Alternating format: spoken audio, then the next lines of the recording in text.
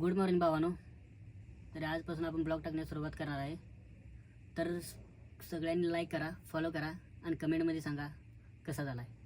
तर आजच्या दिवसाची सुरुवात करू. चला, आज 1 तारीख आहे आणि आज नवीन वर्षाची सुरुवात झाली. तर ड्रायव्हरच्या जिंदगीत असं नवीन वर्षाची काय वगैरे काय नसतं. आपल्या जिंदगीत एकच असतं, भर गाडी कर खाली, भर गाडी कर खाली. ब्रश वगैरे करून आलो तवर बघितलं तर सूर्यदेवांचं आगमन झालेलं इथे. तरी सध्या आपण आहे वाळूज MIDC छत्रपती संभाजीनगर इथे लोडिंगला आलेलो आहे.